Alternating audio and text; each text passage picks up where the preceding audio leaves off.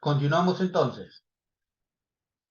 Te decía que algo que debes manejar es lo siguiente, que un mol de cualquier gas en condiciones normales ocupa 22,4 litros. Esto es algo que debes saber sí o sí, ¿ya? Una mol de cualquier gas en condiciones normales ocupa 22,4 litros, ¿ya? Con eso vas a llegar a la respuesta.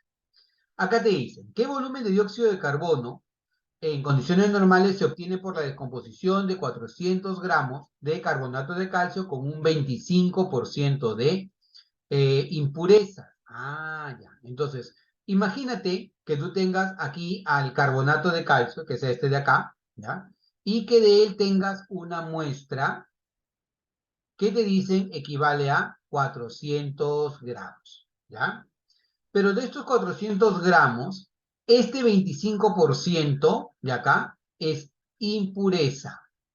Y tú solamente trabajas con la parte pura. Y esa parte pura es el 75%. Por lo tanto, vas a decir, el carbonato de calcio, calcio CO3, es el 75% de los 400 gramos. ¿Está bien? ¿Sí? ¿Me dejo entender? ¿Sí? A ver, like para saber si todos están ahí. Si la parte impura es el 25%, la parte pura es el 75%, ¿cierto? Así de facilito. Entonces, ahora tú opera matemáticamente y dime, ¿cuánto es el 75% de 400? Vamos, rapidito. El 75% de 400. ¿Cuánto? 300. 300, muy bien, 300 gramos de carbonato de calcio. Entonces ahora nos vamos aquí a la fórmula, ¿ya? A la ecuación química. Y en la ecuación química, ¿qué es lo que tenemos? Mira, tenemos que el carbonato de calcio, calcio CO3, me va a dar como resultado óxido de calcio y me va a dar como resultado dióxido de carbono, ¿ya? Y yo lo que tengo de datos son estos 300 gramos de este señor y lo que me pide el ejercicio es calcular el volumen de dióxido de carbono en condiciones normales. Eso es lo que yo tengo que hacer, calcular este volumen en condiciones normales. No lo sé, lo quiero calcular. Pero para eso, ¿qué es lo que voy a hacer? Voy a correlacionar lo que me sirva a mí de esta ecuación. Por ejemplo, si esto es masa, yo debería conocer el peso fórmula del carbonato de calcio. Y esto te lo deberías saber de memoria como alumno UNIDE. Si no te lo sabes de memoria, entonces dedúcelo, ¿ya? ¿El oxígeno cuánto pesa? Vamos chicos, ¿cuánto pesa el oxígeno? Muy bien, Diego, excelente. Peso fórmula igual a 100. Diego está en todas, ¿ya? El oxígeno pesa 16 por 3, 48. Más 12 del carbono, 60. Más 40 del calcio, 100. Por lo tanto, el peso fórmula vale 100. Y si tú te has dado cuenta, y eres un alumno recontra proactivo, te vas a dar cuenta que esta ecuación está balanceada. Un calcio, un calcio. Un carbono, un carbono. 1 más 2, 3 oxígenos, recontrabalanceado, ¿ya? Lo que significa que una mol de carbonato de calcio, es decir, 100 gramos de carbonato de calcio, porque eso es a lo que equivale una mol, produce una mol de,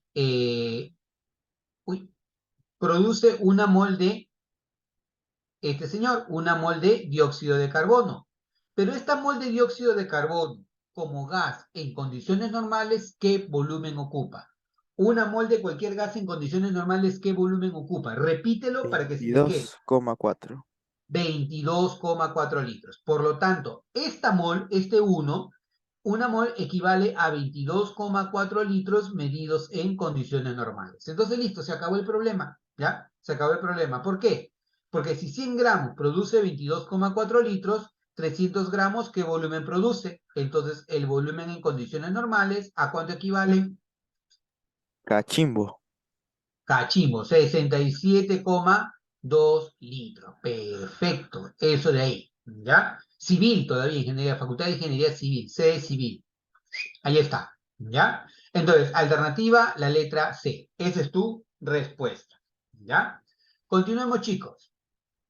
Ajá, las que vienen acá, te he separado, me parece, preguntas teóricas, ¿ya? Para ver cómo vamos con esto.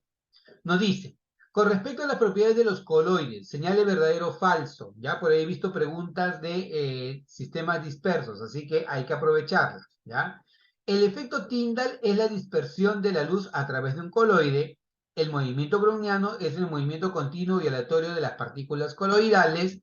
Y la gelatina no presenta el efecto Tyndall. Chicos, cuando nosotros hablamos de sistemas dispersos, hay tres tipos de sistemas dispersos. Eso graba. Uno de ellos es la suspensión, ¿ya? Uno de ellos es la suspensión. El otro es la dispersión coloidal o simplemente coloide. Y el último es la solución, ¿ya? Según el tamaño de la partícula, una suspensión tiene mayor tamaño de partícula que un coloide y este mayor que una solución, diámetro de la partícula, ¿ya? Suspensión mayor que coloide, mayor que solución. Una suspensión es, por ejemplo, que tú dejes arena con agua. La arena se va al fondo del recipiente, sedimenta. Un coloide sería detergente en agua. El agua se vuelve turbia, opaca, ¿ya? Y una solución sería agua con azúcar o agua con sal, por ejemplo, ¿ya? Una solución, una mezcla completamente homogénea. ¿Qué características tienen las suspensiones? Que las partículas quedan atrapados por un medio poroso, o sea, no pasan por un filtro, ¿ya? En un coloide y en una solución pasan a través de un filtro, ¿ya? Las partículas son suficientemente pequeñas como para pasar a través de un medio filtrante. Pero, por lo general, los coloides tienen un aspecto lechoso, un aspecto opaco. Por ejemplo, el agua con detergente. El agua con detergente nunca va a ser agua clara, siempre va a ser agua opaca, lechosa. La neblina, el polvo, tienen esas características porque también son coloides. En cambio, una solución, ¿ya? Es un sistema completamente homogéneo, ¿ya? Y dos particularidades que tienen los coloides que diferencian a una solución es el movimiento browniano, que es este movimiento aleatorio y desordenado que tienen las partículas coloidales, y el otro es el efecto Tyndall.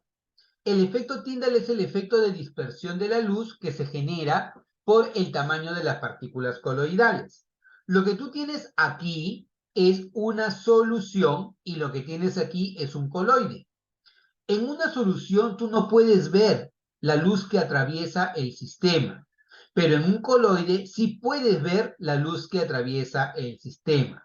Si es un día de mucha neblina y un carro enciende sus faros neblineros, tú vas a ver todo el rayo de luz cómo atraviesa la neblina, porque la neblina es un coloide y el efecto de dispersión de la luz se llama el efecto Tyndall. Por lo tanto, me dicen, el efecto Tyndall es la dispersión de la luz a través de un coloide. ¿Qué vas a marcar? ¿Verdadero o falso? Verdadero. Eh, Verdadero. el movimiento browniano, o sea, este movimiento, es un movimiento continuo y aleatorio de las partículas coloidales. ¿Verdadero o falso? Verdadero. Verdadero. La gelatina no presenta el efecto Tyndall. Y antes que me respondas nada, profe, ¿yo cómo sé qué es la gelatina? A la mala. La gelatina es un coloide, es una dispersión coloidal. Y si es una dispersión coloidal, ¿debe tener el efecto Tyndall? ¿Sí o no? Sí. Sí. Por lo tanto, dicen, la gelatina no presenta el efecto Tyndall. ¿Qué marca? ¿Verdadera o falsa? Falsa. Falsa. Falsa, completamente falsa. Entonces, ¿qué vas a marcar? Quiero las proposiciones falsas. Esto es y mucho cuidado, ¿ah? Imagínate que te hubieras emocionado y dices, la uno y la 2 es correcta, chévere, entonces perdiste, ¿cierto? ¿Por qué perdiste? Porque acá no te piden las verdaderas, sino te piden las falsas. Entonces, antes de que te emociones del todo, siempre dale una última leidita acá que te están pidiendo. Me piden las falsas, ¿cuáles serían las falsas? Solo tres. Alternativa, la letra C. Esa es tu respuesta. Continuemos. Esta pregunta también es una pregunta clásica, ¿ya? Que puede aparecer en admisión. Te dice, indique como verdadero o falso a las siguientes proposiciones. La solubilidad solo se determina respecto al agua como disolvente. Si un soluto tiene una curva de solubilidad de pendiente negativa, esto significa que su solubilidad aumenta con el incremento de la temperatura. En un proceso de disolución endotérmico, la solubilidad del soluto disminuye con la disminución de la temperatura. Un alumno no unidemia se raya y dice, no, paso esta pregunta, no es demasiado nivel, me voy a perder demasiado, ¿no? Es recontra fácil, solamente tienes que conocer la teoría. Mira, la solubilidad, o sea, la disolución de algo en otro algo, solo se determina teniendo al agua como disolvente. No. Tú en realidad tú puedes tener cualquier disolvente. ¿Cuál es el solvente universal, chicos? ¿Cuál es el solvente universal?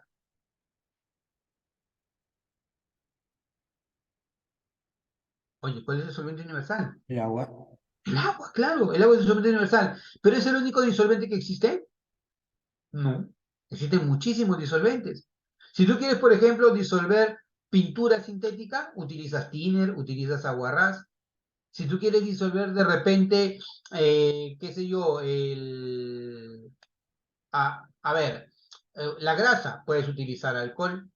Tú puedes utilizar cualquier tipo de solvente. Por lo general, una sustancia líquida es un solvente, pero el solvente típico, característico, es el agua. Pero hay diferentes tipos de solventes. El alcohol, puedes utilizar al benceno, puedes utilizar al agua, puedes utilizar el tetracloruro de carbono. Por lo tanto, te dicen, la solubilidad solo se determina respecto al agua como disolvente. ¿Qué marcas acá? ¿Verdadero o falso? Falso.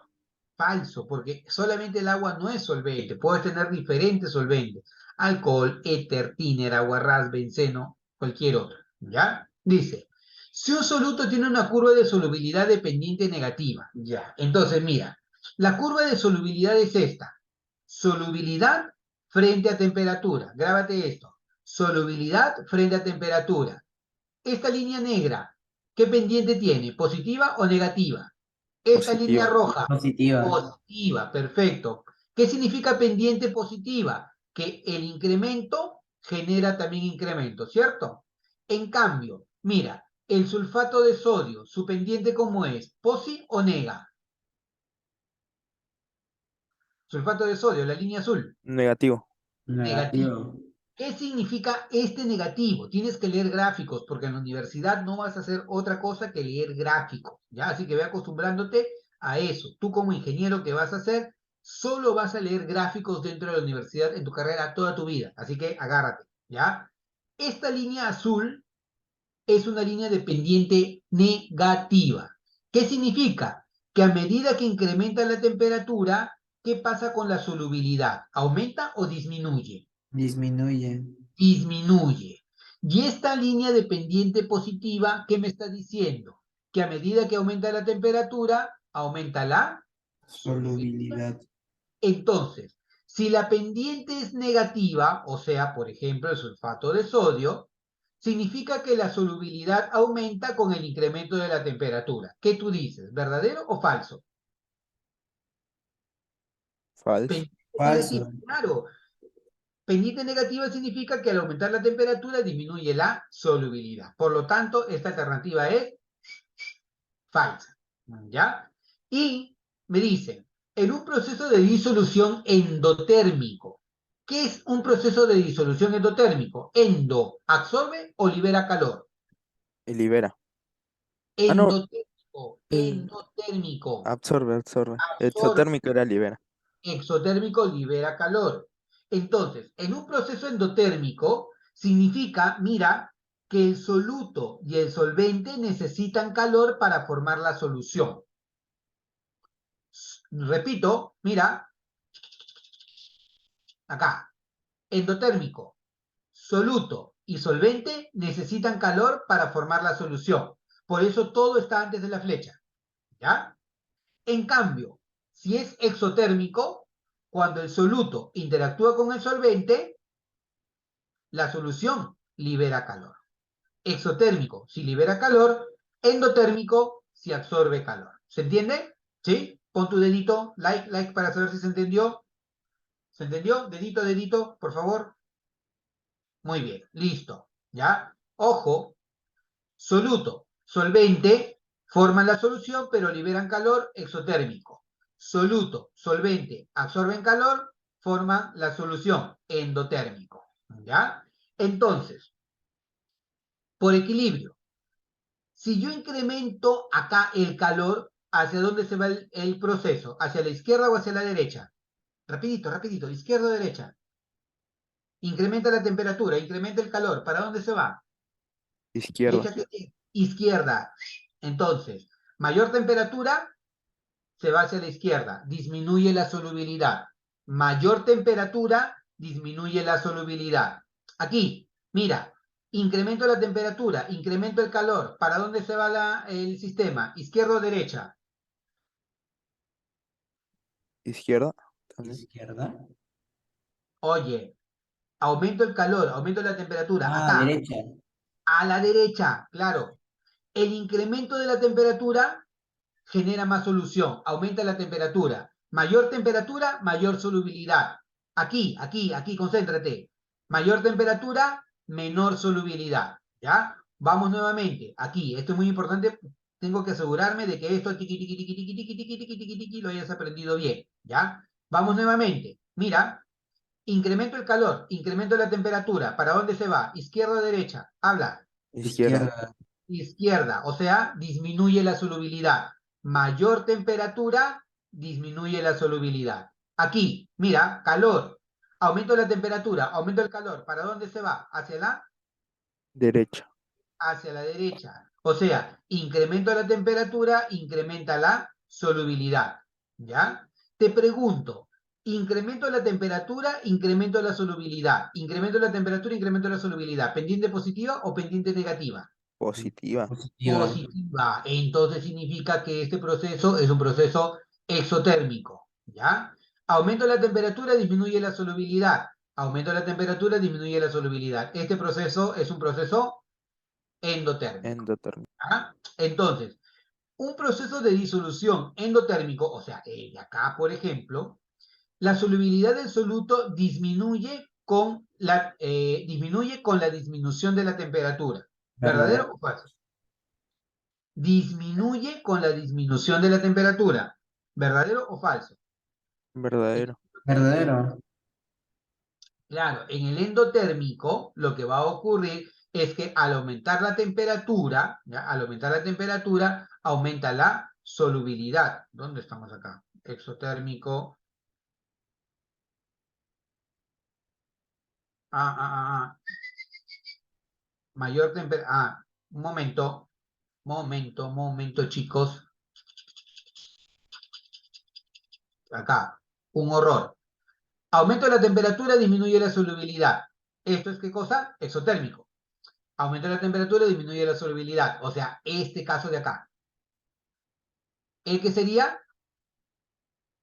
Exo, ¿no? Y aquí aumento la temperatura, aumento la solubilidad. ¿Qué proceso es este? Endotérmico. Eso le iba a Endotérmico. decir. ¿Sí? Endotérmico. Entonces, endotérmico, exotérmico. Y entonces, ¿qué te dicen acá? En un proceso de disolución endotérmico, o sea, esto, ¿ya? La solubilidad del soluto disminuye con la disminución de la temperatura. ¿Verdadero o falso? ¿Qué dices? Verdadero, ¿no? Al aumentar la temperatura, aumenta la solubilidad. Entonces, al disminuir la temperatura, disminuye la solubilidad. O varían en relación directa. ¿Qué vas a marcar acá? Falso, falso, verdadero. Marcas como respuesta la letra C. Esa es tu respuesta. ¿Ya? Siguiente pregunta. Ah, esta es la misma que vimos al inicio, solamente que parece que esta sí tiene clave. Vamos a ver. Esto es lo que te decía que debes manejarlo al 100%. Te dice, para la reacción, que es esta, la constante de equilibrio a 450 grados Celsius es esta de acá. Indique la alternativa correcta. Vamos, chicos. Alternativa correcta. Nitrógeno gaseoso más 3 hidrógeno gaseoso me da como resultado 2 amoníaco NH3 gaseoso. ¿Ya? Entonces, veamos. Me dicen que la constante K sub C vale 0,1585. Entonces, K sub C es 0,1585. ¿Ya? K sub P es igual a K sub C por RT al cuadrado. Muchachos, pregunta. Para hallar la relación entre K sub P y K sub C, lo que yo necesito es delta N. ¿Y a qué es igual delta N? Moles de productos, 2, menos moles de reactivos, 1 más 3, ¿no? Siempre en fase gaseosa. ¿Cuánto vale delta N aquí, muchachos? -2. Menos 2, muy bien, delta N vale menos 2. Entonces, K sub P es igual a K sub C por RT elevado a la delta N. Y como delta N vale menos 2, vas a decir K sub P es igual a K sub C por RT a la menos 2. Pero como aquí tienes esto, ¿qué vas a decir? ¿Verdadero o falso? Falso. Falso, ¿no? K sub P a 450 grados Celsius es esto de acá. ¿Qué tengo que hacer? Operar. Digo, K sub P es igual a K sub C. ¿Cuánto vale K sub C? 0,1585. Eso multiplicado por R. ¿Cuánto valía R, muchachos? 0,082. 0,082. La temperatura, 450. ¿En qué unidades debe estar? Kelvin. En Kelvin. Por lo tanto, súmale ¿cuánto? 273. 3. 450 más 273, ¿cuánto te da? 723. 723. Y eso tiene que estar elevado a la menos 2, ¿cierto? Entonces, si quieres, ¿no? Multiplícalo, sería, a ver, veamos, ojalá que ahora sí nos dé, sería 0,082 por 723 por igual, entre igual, por 0,1585, y esto me da 4,5 por 10 a la menos 5. Y con esta calculadora nada más, ¿ah? ¿Sabes cómo lo vas a hacer? Mira, esto de aquí es 0,082 por 723, pero como es a la menos 2, es como si estuviera dividido entre esto elevado al cuadrado, ¿cierto? ¿Sí? Dime que sí. Esa es ley de exponentes o teoría de exponentes. ¿Sí? Ya. Entonces, con tu calculadora lo que vas a hacer es esto. Mira, para que utilices esta calculadora. 0,082 por 723. Igual. ¿Ya? ¿Lo hiciste? ¿Like? ¿Sí? ¿Ya lo hiciste? ¿Sí? Todos. Ya. Ahora, presiona dos veces el por. Por, igual. Por, igual. ¿Ya? Listo. Ahora, si quieres la inversa, porque necesitas la inversa, lo que vas a hacer es entre igual.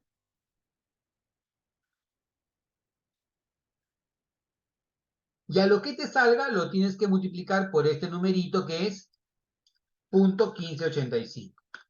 ¿Y cuánto te da? Bueno, a mí me da 4,5 por 10 a la menos 5. K sub P es igual a 4,5 por 10 a la menos 5. Por lo tanto, la segunda proposición es verdadera. Profesor, Verdadera. Dime, ¿cómo se hacía con la calculadora? Y queda en el por. por ejemplo, 3 al cuadrado, ¿cuánto es? 9. 9. Ya. En tu calculadora pon 3 por igual. ¿Cuánto te salió, Diego? Me parece syntax. Ah, es que tú estás utilizando calculadora científica. No puedes utilizar calculadora científica en Uni. Tienes que utilizar calculadora de 4 operaciones. Por eso te digo, practica con tu calculadora de 4 operaciones. En calculadora científica no te sale porque ahí sí tienes las funciones. ¿Ya? Entonces, de aquí hasta el sábado o el domingo, trata de conseguirte esa calculadora y practica de esa manera. Si no, escríbelo a un costadito para que te guíes, ¿ya? Pones 4, así, mira, para que te guíes, este es como si fuera el código, ¿ya? 4 por igual, y esto te tiene que dar 16, ¿ya? En tu calculadora de 4 operaciones. 5 por igual, esto te tiene que dar 25, practícalo, ¿ya? Si quieres la inversa, lo que vas a hacer es entre igual. Por ejemplo, de 2, ¿cuánto es la inversa de 2? Un medio. Ya sé que es un medio, pero es número. 0,5. 0,5. 0,5. Entonces, si en tu calculadora tú haces 2 entre igual, eso te va a dar 0,5. Practícalo. ¿Cuál es la inversa de 3? La inversa de 3 es 0,3333333. Entonces, 3 entre igual, y eso te va a dar 0,3333 periodo de cómputo. ¿Ya? Así es como vas a practicar y vas a ver que eso te sale. ¿Y por qué es importante? Porque con eso tú ya no estás anotando los numeritos al costado, porque con tantos numeritos te vuelves loco, uno, y segundo, que siempre que tú anotas el número arrastra error, y ese error puede ser fatal a la hora de dar la respuesta. ¿Ya? Dice, K-C para esta reacción es igual a 0,631. Chicos, ¿qué relación hay en esta reacción química de acá con esta reacción química de acá? ¿Qué me puede decir? ¿Qué relación hay entre esta y esta?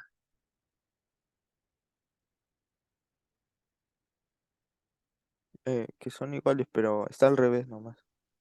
Son iguales, pero está al revés. O sea, es lo opuesto. ¿Ya? Entonces, si tú inviertes la ecuación, se invierte también la constante de equilibrio. Entonces, para esta ecuación, ¿ya? Vamos a ponerle la número 3, ¿ya? Acá debe ser un 3, ¿ya? La nueva constante de equilibrio, K sub C', es igual a la inversa de la constante original. Si tú inviertes la ecuación, también se invierte la constante de equilibrio.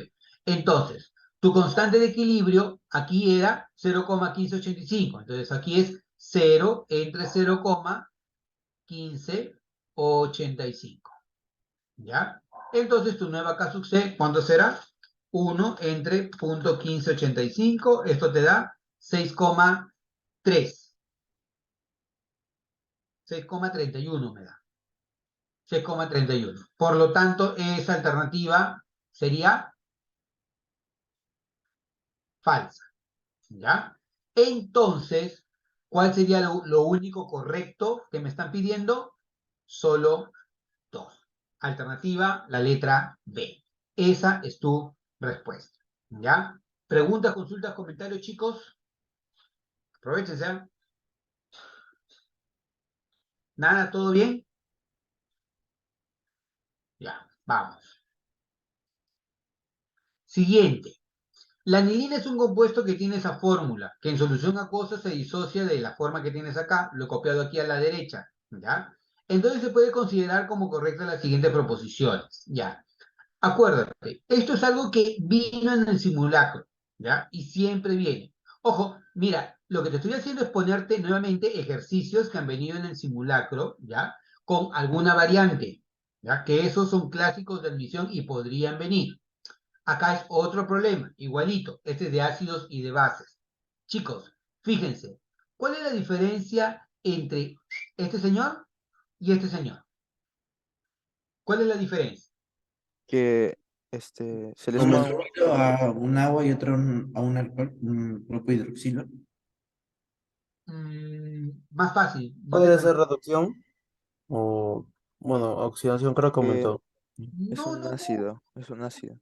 no te rayes. O sea, míralo directamente a los ojos, a él y a él. ¿En qué se diferencia él y él? Un hidrógeno Es un hidrógeno, así de fácil. Él y él se diferencia en un hidrógeno. ¿Y él en qué se diferencia? menos un hidrógeno. Menos un hidrógeno. O sea, este señor, ¿ya? Tiene un hidrógeno menos que él.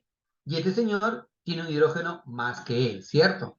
Entonces, es como si él le hubiera dado un hidrógeno a él para que se convierta en esto, ¿cierto? Y es como si él le hubiera dado un hidrógeno a él para que el OH se convierta en agua y él se convierta en esto. Te hago la pregunta, porque esto ya lo vimos al inicio en el simulacro. Te pregunto, ¿el que da un hidrógeno cómo se comporta? ¿Como ácido o como base? El que da un hidrógeno. No te acuerdas, no te preocupes. El que da un hidrógeno se comporta como ácido. El que lo recibe, ¿cómo se comporta? Ahora sí, sigue tú. Base. como una base. Te dije, basta que reconozcas uno, todo lo demás ya sale. El ácido siempre, ¿qué es lo que forma? Una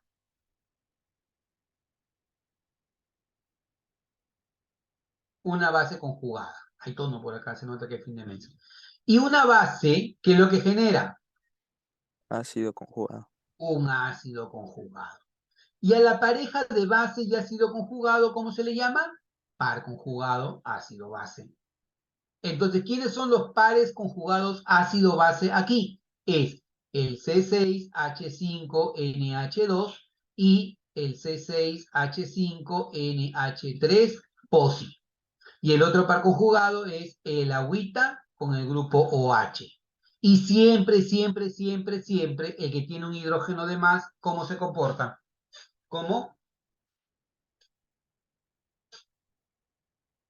Siempre, siempre, siempre, el que tiene un hidrógeno de más, ¿cómo se comporta? ¿Cómo? Como base. base. Ah, no, como agente. No, Oye, el que tiene un hidrógeno de más, en este caso él, se comporta como si fuera un ácido. Él tiene un hidrógeno de más, él se comporta como un ácido. ¿Ya? Contesta, el agua, que es lo que tienes acá, es una base de Bronsted-Lowry. ¿Qué dices, verdadera o falsa? ¿Cómo está el agua acá? falsa, falsa. Falsa, porque acá está como un ácido y acá dice que es una base. Este señor, ¿ya? Es el ácido conjugado de este señor. ¿Él es el ácido conjugado de él, sí o no? ¿Qué tú dices? Verdadero. Verdadero, está el ojo. El OH es la base conjugada del agua. El OH es la base conjugada del agua. ¿Verdadero o falso? Verdadero. Verdadero. Cobras, ¿ya? Ingresas. Entonces, falso, verdadero, verdadero, ¿qué es lo que me están pidiendo? Lo correcto. Entonces, lo correcto serían 2 y 3, alternativa dinosaurio. Tu respuesta. Ajá, entramos a química orgánica, muchachos, ¿ya? ¿Hasta aquí alguna pregunta, chicos? Nada, ya. Química orgánica te pueden venir cosas clásicas en UNI. El examen de UNI, química orgánica, es completamente distinto al examen de San Marcos en química orgánica. Hay preguntas que ya son muy, muy conocidas en UNI, ¿ya? Una de ellas es la que tenemos acá, por ejemplo. Me dice, diga en qué caso la relación es correcta respecto a la fórmula empleada. Todas estas son fórmulas de un compuesto orgánico o un hidrocarburo. Cuando yo veo en absoluto todo, todo, todo, todo, todo, ¿ya? Todos los enlaces, carbono, hidrógeno, oxígeno, a esa fórmula se le llama fórmula desarrollada. Cuando ves todo, es la fórmula desarrollada. ¿Ya? Cuando ves solamente los enlaces carbono, carbono, como en este caso, a la fórmula se le llama fórmula semidesarrollada.